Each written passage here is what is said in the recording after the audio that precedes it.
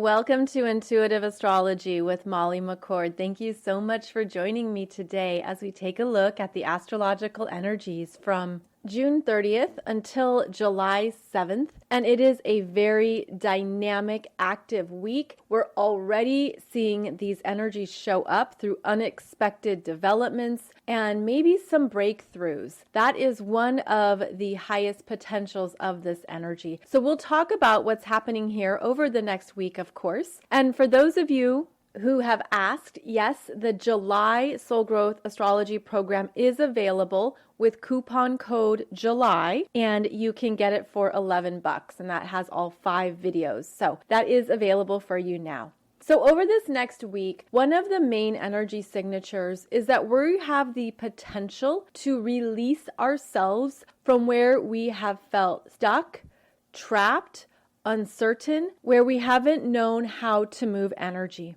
Now, throughout this year, we have the ongoing square between Saturn in Aquarius and Uranus in Taurus. We just had the second and exact square in the middle of June. Now we have new energy entering the conversation, as over the next week, both Mars and Venus in Leo are going to oppose Saturn retrograde in Aquarius at 12 degrees, and then they're both going to square Uranus in Taurus at 14 degrees. Now, I just did a podcast episode for you on Monday, June 28th, that was about the Mars-Venus conjunction in Leo and how this energy of each planet interacting with Saturn and Uranus signifies a bigger reprogramming underway, a bigger recalibration, a bigger opening, all in our energy fields, but really being activated by this Mars in Leo. Now, Mars in Leo is the stronger energy, and he is a trigger. He's an instigator. He will provoke. So, heads up, you could feel provoked over this next week. You could feel that something comes up and you have the frustration, you have anger. There could be something that just gets to you because it's showing you what you do not want. And as each planet opposes Saturn retrograde in Aquarius, there could be an energy outside of ourselves that represents another part of our consciousness speaking to us, asking us to make a choice, asking us to be clearer in what we really want. And that's one of the gifts of both Mars in Leo and Venus in Leo, is that Leo energy brings us back to what you want, what you really desire, what is important to you, where you feel strong and confident. There is an activation here of the solar plexus energy, a sense of this is me, this is important to me, this is where I feel really tuned in to what I want right now. Because that Leo energy will also put you in alignment with what your truth is and what you've been working through in this year. So what we have right now over this next week is an ongoing dance between those planets that have been in a standoff, Saturn and Uranus, and then Mars and Venus entering the chat and really opening up a higher awareness. Now, because I just did a podcast on this, I'm not going to repeat it too much in this weekly show, but it's a very important energy over this next week. Another important signature here is that Mars in Leo is going to trine Chiron in Aries, and Venus in Leo is going to trine Chiron in Aries. So we have some interesting dances happening here that are going to bring you back to more of what is essential for you at this time. And let me give you some dates here so you can be aware of when the energy is the strongest. So July begins with Mars in Leo opposing Saturn retrograde in Aquarius and trining Chiron in Aries at 12 degrees. Now that also means that Chiron and Saturn, both at 12 degrees, are in a sextile. So there is opportunity here for real movement, for something to rise up, for something to come up to your awareness and activate you. That Mars, again, because he's all about action, desire, going for what he wants, this is the masculine energy. This is the part of us that wants to assert ourselves. And I feel like there could be something rising up here that you can't deny. You can't deny. And it could be very new because of how the energy is trining Chiron in Aries, which is the new parts of ourselves that are emerging. The freshness, a sense of this is me now. This is what I'm learning about myself. This is what I'm understanding about who I am. And here comes Mars, who says, yes, then let's give it energy. So if you're ready for something to move, something that, again, maybe you felt trapped, you felt stuck, you felt like you couldn't see a way out or you didn't know what to do next, this is a week where a lot could happen, a lot could come forward. Now, that Mars in Leo is also going to be squaring Uranus and Taurus on July 3rd. And this is a very dynamic energy of breaking out, breaking free, unexpected developments, things coming up to your awareness. Maybe it feels like it challenges your ego. Mars in Leo can have a very healthy ego, and it's something that you realize, I don't want that anymore. That's not who I am. I don't care. But this energy also has an eruption quality to it where it just comes out quickly. This is fast moving energy. So it can come to your conscious awareness quickly, or it could even overpower you. If there's something you've been holding back or holding in, if you've been trying to maybe keep the peace or keep something even keel, this is not a week where the energies are even keel. This is where there's choices to be made, decisions to be made, actions to take. This is movement, and you might even have a message from the universe. You might have something show up that requires you to move, that requires you to take action, make a decision, but also requires you to get out of any place that is no longer in resonance with who you are. It isn't connected to your authentic self. And if you've been having that internal push or pull, tug of war, something just hasn't felt very comfortable, what you could also consider is that there are two parts of your own consciousness that are growing and emerging at different speeds and in different ways. And part of what we're moving through this year is we're stepping into the newness of our lives, the newness of ourselves, the new parts of ourselves that maybe we're meeting for the first time or we're understanding. This is a significant energy cycle. And what is coming up is the new parts of your own consciousness that you're being asked to welcome. And maybe that's welcome with a hug, maybe that's welcome with a conversation, or maybe it's a welcome where you're just staring at this part of yourself, or you're just trying to figure out, well, what is this message? What's going on here? And the energies are pretty dynamic, and also it feels like there's strong movement forward, ready or not. And again, it's not a week where we can just go with the flow, so to speak, or expect just like this peaceful ebbing forward and grace. There's something here where, yes, you want to be graceful and gracious as appropriate, but this is about change. This is about things happening quickly, happening in an unexpected way, and it's reminding yourself that you can handle it. You have everything you need, you're fully equipped, you're ready to go, because this is a turning point week where we're stepping towards more of what we want, more of what we need, more of what's true for us. And it's reminding you also to pull your energy back to yourself. Look at what your life is about. What is your journey about? What are you really needing to hear and honor in yourself at this time? Because this energy wants us to grow, and that's one of the best ways to understand it. Now, on July 4th and July 5th, the very caring and soft Sun in Cancer is going to square Chiron in Aries at 12 degrees and then sextile Uranus in Taurus at 13 degrees. The Sun in Cancer is reminding us that we can trust ourselves. We can trust what we feel and trust what is coming up for us at an emotional level, what is coming up through the emotional body. Now, the emotional body is where we have feelings that are communicated to us through the physical self. And this can be something where you feel very invigorated and you're energized and you want to move, and that energy is moving through you. There can also be more personal emotional experiences that we feel, where you feel the need to cry, you feel the need to just be alone, you feel something coming up that your body is asking you to trust. So one of the things that Sun in Cancer reminds us of is that these are all beautiful messages. These are all parts of ourselves that we can tune into and trust and understand that they're supporting us. They're not trying to work against us. They're not trying to be difficult, even if it can be uncomfortable at first. That energy of Cancer is reminding us that our full energy is our home.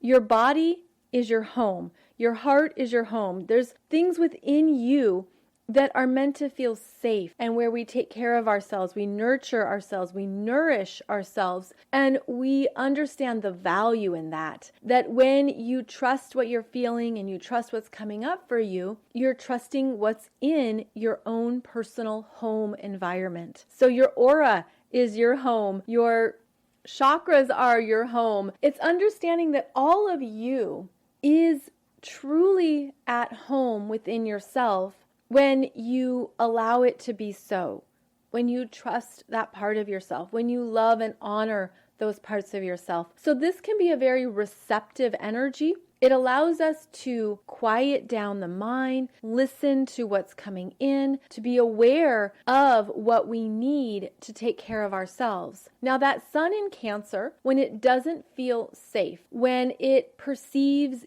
danger or a threat, it will shut down, become defensive, very self-protective. It's where the desire is to keep those soft, vulnerable parts of us safe. And this can be very wise. In fact, this is something that can be very appropriate depending on the environment, the relationship, the people, the situation. It can be a very smart move to be self-protected, to put up your guards. It's sort of like that's a way that you're taking care of your energy or you're keeping yourself safe. But you also want to monitor that because it's part of our own self-management to look at, is this really dangerous? Is this really a threat? Or am I feeling that way because of my previous life experiences? And that Cancer energy is energetically connected to our emotional imprints from previous experiences. It's connected to what you felt perhaps the first time you opened up, what you felt during early years of your life, or what you felt about sharing your feelings or sharing your intimate thoughts with another. It's connected to those emotional imprints. So as the Sun voyages through Cancer, there can be an activation of these emotional imprints from previous times in our lives when we didn't have the tools necessary to move through those emotions, or we didn't know how to, or that we felt too scared, too insecure, too vulnerable, and we just shut it down, we put it away, we said, I can't deal with that, and by the way, I never want to feel that way again. So what happens is then we generate a part of ourselves that wants to protect us, guard us, wants to keep us safe, and says, I am never going to experience that type of abandonment again. I never want to be rejected like that again. I never want to be hurt. I never want to be vulnerable. Basically choose or go with whatever resonates with you because it's part of our unconscious programming that starts at an early age. We learn more about the world. We learn more about people and their intentions and how they act and their behaviors. We learn unconsciously all about these various experiences and potentials that can happen to us. And so we're absorbing a lot. Again, this can be very unconscious and it does depend on your own energy. If you are highly sensitive, you are very energetically aware, you are very emotionally sensitive, or you are an empath, your experience amplifies all of this. You're experiencing all of this on a more intense spectrum of energy, and therefore you have to care for yourself even more because you're aware of how you receive energy. And that is one of the main hallmarks of Cancer season, and any planets in Cancer is, how am I receiving this energy? How does it feel? Do I feel threatened? Does this feel dangerous? Am I feeling vulnerable? Those are some of the messages that can come up. And what we're doing consciously then, especially as we go through our lives, go through our journeys, is we reprogram that and we understand it in a different way. And we can develop other ways to manage these feelings that don't suppress who we are and that don't shut down our own life experiences. And I have witnessed this in my own life where there are people who will retract and shut down to an extreme degree where there is no longer a connection because they won't allow it, because they're so self-protected or they're so withdrawn in their energy field that there's really no way to get past that barrier.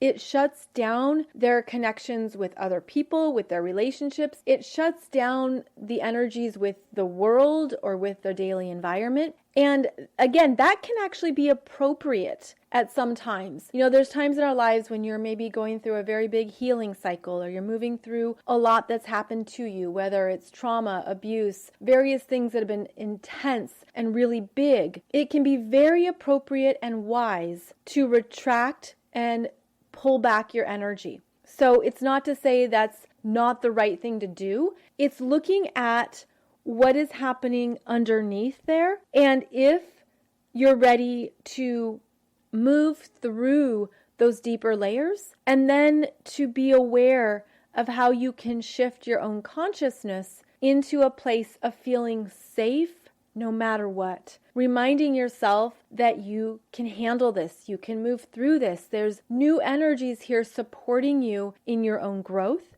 This is a very deep energy here with Cancer because we're really reprogramming unconscious elements in our emotional world. And it's where we meet parts of ourselves. It's where we work with our inner child. It's where we work with the part of us at 6, at 7, at 8 years old who was feeling a lot but didn't know how to say it, didn't know who to turn to, didn't know if it was okay to talk about it. So we're meeting parts of ourselves that are often from the past. And that's something to be aware of with planets in Cancer, is that you want to be very aware, am I dealing with this right now in the moment, in the present, at my current state of consciousness? Or is this bringing up more from my past that's unresolved? So this is important energy to be aware of as that Sun in Cancer squares Chiron in Aries on July 4th and then sextiles Uranus and Taurus on July 5th,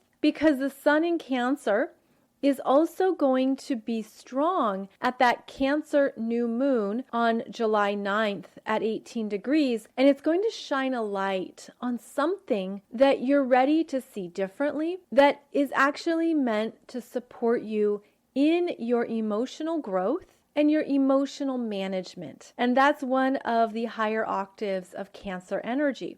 So we're learning more about parts of our inner layers, our inner world, and how to approach it differently, how to work with it differently, how to accept it. And part of the energy here is that if you are connecting with the younger version of yourself, perhaps your 7-year-old is very loud, your 12-year-old, your 18-year-old, perhaps there's a part of you that you've been feeling.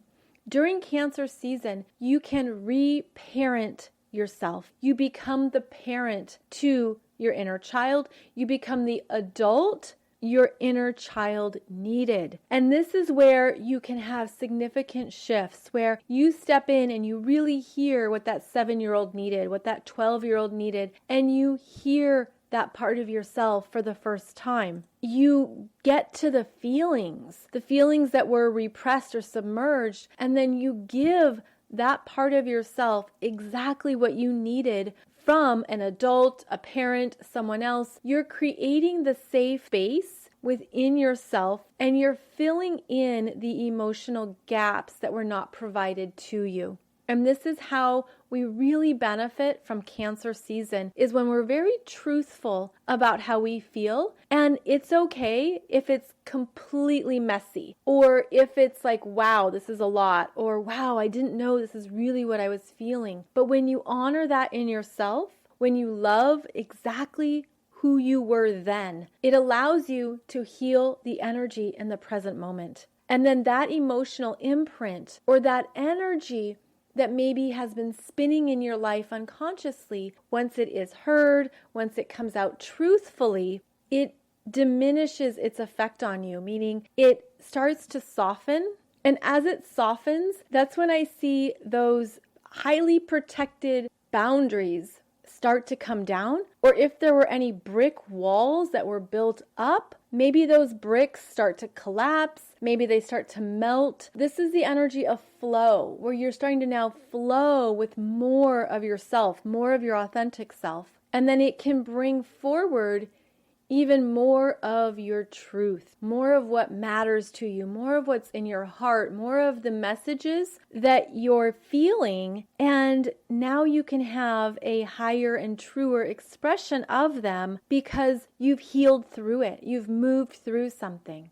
So the gift, or one of the gifts of the sun's journey through Cancer, is that we meet our own vulnerabilities with strength, with confidence. We meet our insecurities, our emotional selves. We meet parts of ourselves and say, I know how to help you. I can take care of you. We're going to figure this out together. And that's exactly the kind of energy that we can work with intentionally to no longer be stuck, stagnant, or spinning in some of those older stories or older versions of ourselves. So that's especially true to be aware of when the sun in Cancer is squaring Chiron in Aries, which can be that insecurity, that vulnerability, something that hurts, but you're going to have the ability to move through it and see it in another angle or from another perspective. Now, Mercury in Gemini is going to have a third and final square with Neptune retrograde in Pisces at 23 degrees on July 6th. Now, this is a square that has happened on and off since May 22nd and then through the beginning of June. And it's happening for the third and final time, which means it's the end of a process. But it could still feel like there's some type of uncertainty or a slowdown, because that Mercury in Gemini wants to go fast, but Neptune in Pisces will slow down the energy. It will dissolve it, make it a little bit foggy, and kind of bring up a sense of, what do I really want to direct my energy towards mentally? What is still not fully clear? Because I'm getting that image of, you could have a 70% clarity about something, and there's still that 30% that is unknown, where there's still questions. You don't know the details. What's the process here? I still don't see all of it. But over this next week, as Mercury clears its shadow, I think it's going to be clearer, especially around the Cancer new moon at 18 degrees of Cancer. Now, I have a video for you on YouTube going through the chart of that new moon, where Mercury in Gemini is at 27 degrees, I believe, and no longer in that exact square to Neptune. So we're getting out of a fog, we're getting out of a confusion. This can be great if there's been indecision, if you've even felt like nothing makes sense and what am I supposed to do with this? The energy will be shifting into that Cancer new moon. And I feel like what we've been really practicing is opening up the mind, where we can be linear, we can be focused on the specifics. I need to know, I want to know, and we can miss things. There's stuff outside of our awareness that we just don't always see.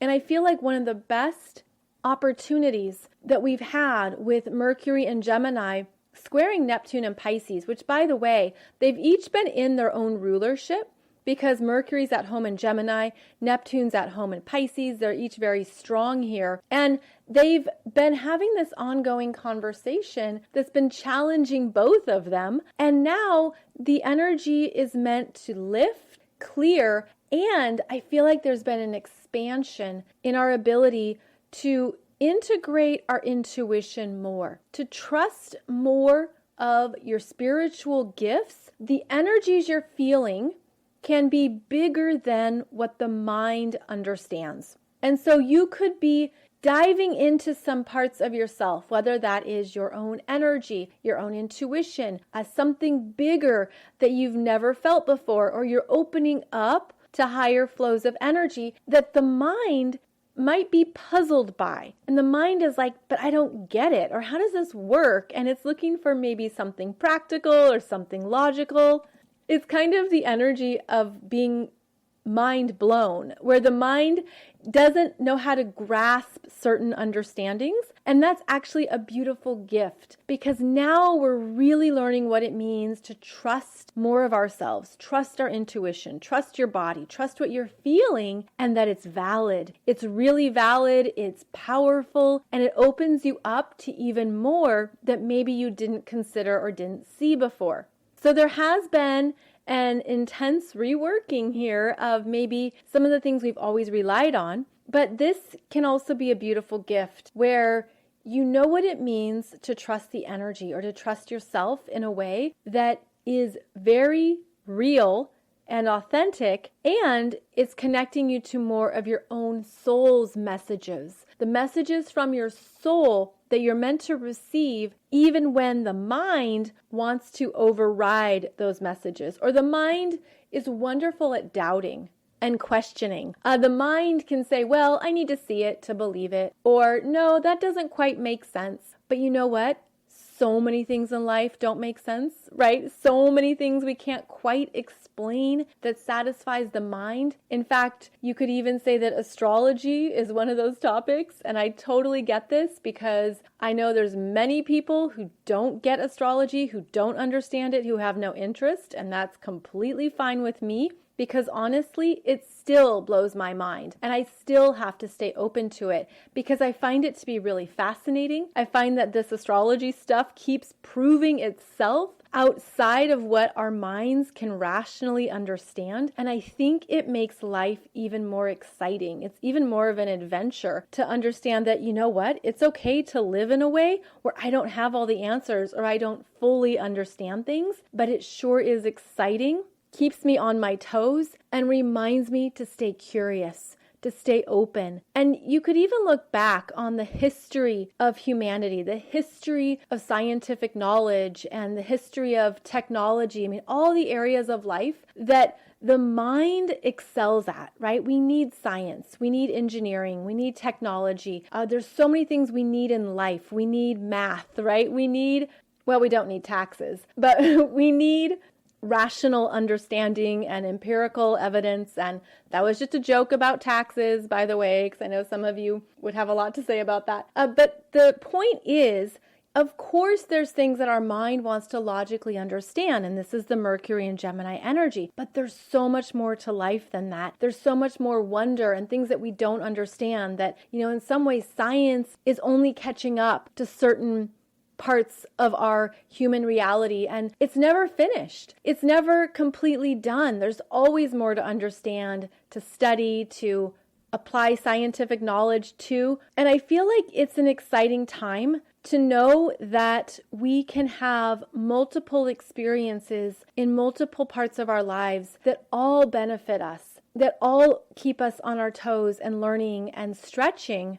And it doesn't have to all be exactly understood or scientifically explained to be valid. So this is the week where we see this Mercury in Gemini clearing his retrograde shadow, having a final conversation with Neptune and Pisces, where Neptune and Pisces is saying, see how much more there is? See how much more there is that maybe you couldn't understand or explain, but you feel it, you sense it, you are tapped into those energy streams. And it opens us up to even more of what's happening in the cosmos at large. So not only does this Mercury complete the retrograde shadow and move away from squaring Neptune, we're then going to see this Venus in Leo enter the conversation with Saturn retrograde in Aquarius on July 6th, followed by Venus trining Chiron in Aries at 12 degrees, and then squaring Uranus in Taurus at 14 degrees on July 8th. So Venus comes in after Mars has had this conversation with the same exact planets in the same exact degree points. Mars comes through, he gets things going, he makes statements, he's a trigger, he instigates, he provokes, he gets movement happening. He says, we've got to take this forward. I've got to do something with this based on what I want, what I know is true for me, what feels powerful. Then Venus in Leo comes through and she helps with understanding. She helps with smoothing over any rough edges, and she's strong in Leo to the point where she can have conversations with other energies, but she's not going to compromise. She's not going to step out of what she needs. She's very aware of what she wants, what is correct for her, and how she feels confident. This is the feminine energy. This is the sense of self. This is wonderful for developing confidence.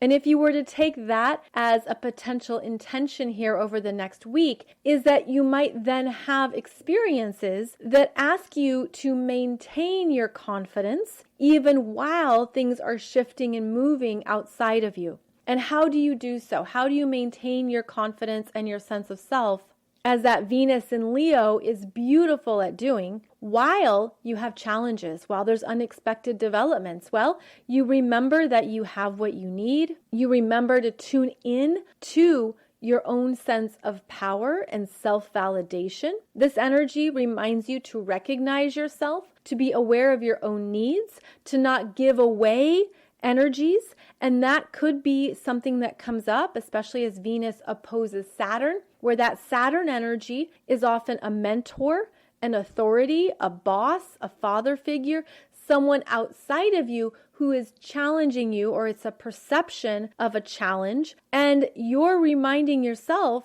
okay, this is just a passing energy. This is just temporary, but I'm going to show up in a way that feels confident and powerful for me. So the Leo energy reminds you of how you're showing up in your life and how you're showing up for yourself, how you're showing up in a way that feels true for you. Again, it feels powerful, it feels strong, and it can also be very grounding. It can be a sense of, yes, this is who I am, this is what I want, this is what matters to me. And I feel like part of the rocky roads potentially over the week ahead are that you're going to have opportunities to stay in your power, to stay in your confidence, and to really honor yourself, to really say, wow, I was really good in that situation. That was hard, that was difficult, but I didn't give energy away. I didn't overcompensate. I didn't try to make something more than it was. I maintained my own energy.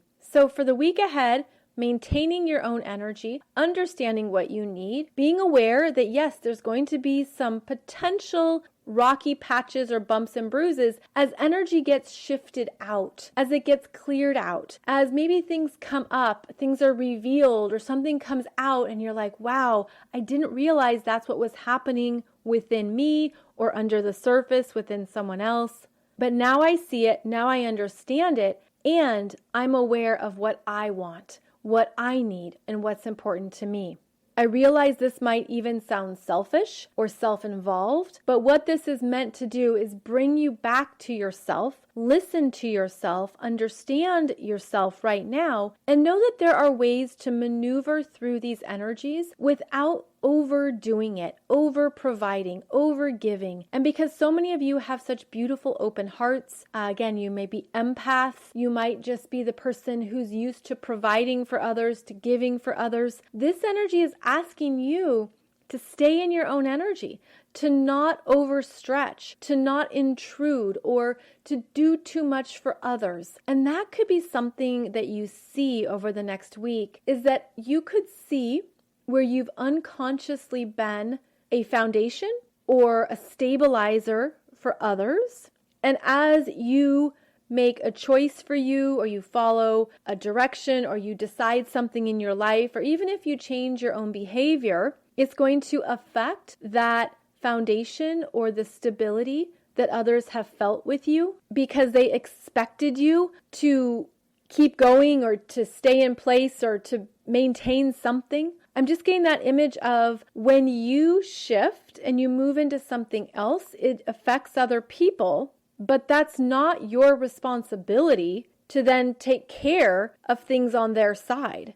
And I always get that image of dancing. Let's say you've been dancing with someone in your life, whether that is, a relationship with anyone, a partnership with siblings, with parents, with kids, with work and coworkers, and you've been performing a certain dance with them. You've been perhaps in an interesting and elegant dynamic of, let's say, ballroom dancing, right? And there's flow and there's ease and there's a sense of this is how we're moving together. And then when you change your dance moves and all of a sudden you're doing salsa, they're like, what just happened? We were ballroom dancing and now you're doing salsa. This is new. This is different. I don't know what's going on here and I don't like it. Then you have to be very clear about, well, this is what I want to do now. I want to do salsa now, and I don't want to do the ballroom dancing, so I'm going to do salsa. And then if they throw a tantrum,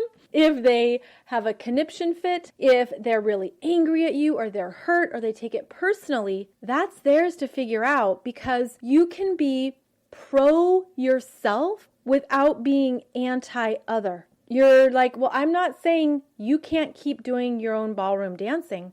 Maybe you want to change your dance moves too. And maybe all of a sudden you're going to start doing the jive or polka or hip hop. And there's a sense here that you've had an obligation to maintain your dance with others. And now their life or their perception is that now they have to change or that they have to do something that is not of their own choosing. But the truth is we always have choice, and that choice can start in our own perceptions and in how we understand the changes of life. So if you are changing your dance moves, so to speak, and someone else isn't happy or someone else is really upset with you, this is where you get to practice detachment, not taking it personally, maintaining your own power, maintaining your own energy, and understanding that they have the opportunity to make powerful choices for themselves too.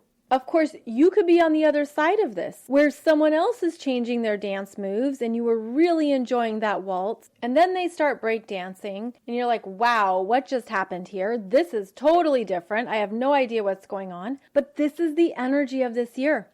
We're changing our energies in how we want to move through our lives, and we have to honor that for ourselves. We have to honor what is really calling to us, what is true for you, and the decisions that you know are in your best and highest good at this time. So you can do energy work around this, whether that is for yourself or just for others in your life. You can do energy work that raises the energy to a point of holding the intention for everyone's best and highest good, whatever they choose, whatever is right for them. This is where you can also be strongly in tune with the fact that this benefits everyone. Even if you don't know how or why or when, you can hold that intention. That's part of having a higher consciousness, is that there can be amazing gifts in these changes. There can be wonderful developments that come about because of these changes. In fact, it could be that you have some of the best developments in your life or of the year because you know that this is opening you up to more potentials and more opportunities. And what other people choose is their own sovereign will. It's not your responsibility. And that's where you can even witness your own behavior. If you detach and you say, wow, that person's really mad at me, and now I feel this need, this impulsive need to go take care of them, or to take care of how they're feeling, or to make it better, or to ensure they're not mad at me. Witness yourself. What comes up for you? What do you want to do next that is maybe, again, impulsive or unconscious, just something you've always done from a very loving place even? And if you watch this part of yourself, you step back and you don't do it for, say, 24 hours or a week, whatever the timeline is for you. What happens when you don't overgive? You don't overprovide? What if your energy does not fill in the void? So if there is a void on the dance floor and you're like, wait, maybe I shouldn't do the salsa No, I won't do the salsa. Yeah, I can just keep doing the ballroom dancing. It's fine. I know that's what'll make them happy. I don't want to upset them. I don't want them mad at me, etc., etc. If your energy fills in that void, you're both denied the opportunity to grow, to learn, to work with this. And you may even then hold some resentment towards yourself or towards them. You may even feel like, okay, I can go back and do the ballroom dancing for 2 minutes, but that's it, because my energy isn't really here anymore. It's not authentically me anymore. I'm becoming a salsa dancer and I'm ready for that. That's my next adventure. That's my next direction. And I know that this other situation, this person, this experience, they also have exciting potentials they can choose. And they are also able to create and manifest the life that's perfect for them. And maybe this change is exactly what they need. Maybe it's exactly what their higher self wants them to see or embark upon. So there's many ways to look at this. And again, the situation can be reversed, okay? So that you feel like you're on the receiving end and all of a sudden you're doing the waltz and someone starts breakdancing and you're like, wait a minute, I can't do that handstand.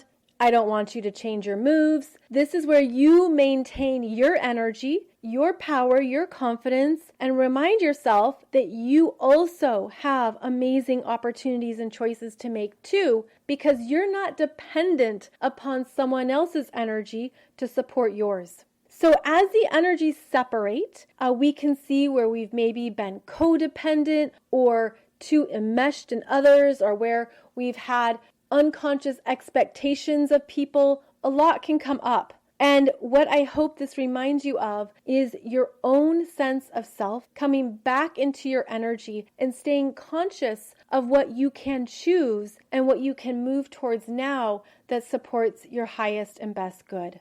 And that is the energy of this week, all right? Changing your dance moves, trying some new flavors, being aware that that's what other people are experiencing as well, and to keep your heart open, to stay soft with yourself, to stay kind to yourself, to allow all the feelings to be valid and appropriate, to allow everything that comes up to be okay, to be a message, to be something to understand about who you are and the multiple layers of your own energy. So quite a lot moving this week. And by the way, you might just feel that energetically, like you feel like I have to go for a run, I have to go to the gym, I have to start dance lessons. I mean, your body could be very active over this next week as well because of how these energies are literally requiring us to move. So on that note, thank you so much for joining me. There will not be a podcast on Monday, July 5th, because I will be traveling, but I'll be back here on July 7th for our next weekly rundown of the energies. So no podcast on Monday, but I do have videos for you on YouTube to check out. For those of you who haven't been on my channel for a while, I did a video on Ernest Hemingway's chart because it was beautiful how his Mercury in the 12th house was absolutely 100% right about what was happening in his life. He was tuned in, he was psychic. And after I did that video, I felt his energy come through, and it was important that some people in his world understand that he wasn't crazy. And he said it's part of a karmic balancing. It also was about bringing peace to a situation, bringing peace into the mix, that, that what he was going through would have been very hard for people in his world to understand. And that part of his own soul growth was forgiving them for what they didn't understand or how they were judging him, and to allow more of his energy to be understood. Now, I've also been feeling the energy of George Michael come through, and it's interesting because here we are in Cancer season, and Ernest Hemingway, Sun in Cancer, George Michael, Sun in Cancer. So I'm going to be doing another chart for you on George Michael's energy because he was absolutely an empath, very sensitive, and there was some more messages that he wanted me to explain in his chart. So this feels exciting, and I'm going to do a separate video for you on on George Michael's astrology chart. I love doing these types of teaching videos. However, I will only do them on individuals who have passed and who are no longer in their body on this earth. And that's simply to honor those of us who are still in our bodies and making choices and living our lives. So I won't do them on anyone who's living, but I'm happy to do some on those who have passed so that we can understand more about what they were going through, as well as more of the brilliance in astrology and how it can really help us connect the dots on our own energy fields. And one more quick thing is that yes, you can still get my brand new astrology program for 50% off. It is the course about how to read your solar return chart. The coupon code is birthday. And the idea is that now you can see what your own energies are going to be for your next birthday. And it's a wonderful way to not only practice astrology, but to be in charge of your life. How to make the most of the energies, how to work with what is showing up for you, how to really understand some of the themes of the year ahead. So this astrology program is available now, 50% off, and it is for intermediate level astrology, meaning you need to already have the basics down and have some level of interpretation because you're going to be interpreting it yourself. And there are books I recommend, and I also give you the disclaimer that this does not replace a professional solar return reading from a professional astrologer, but it's a wonderful way to go into the energies yourself and to work with them. So those of you who are definitely at that level, you may really enjoy this program. I wish I knew this years ago because that would have been wonderful for navigating my own life, but I really hope it helps you and benefits you now. So you'll find that information below the podcast here, as well as the details for the July 2021 Soul Growth Astrology webinars as well. So I wish you a beautiful week ahead. If you're in Canada, happy Canada Day. If you're in the US, happy 4th of July. And I'll be back here on Wednesday, July 7th, as we will continue our journey into July. And in the meantime, I hope you have a beautiful week ahead. I hope you feel a rising sense of your own power. And as always, I'm so grateful for your time, energy, and presence here every week. So take good care, and I'll see you back here soon.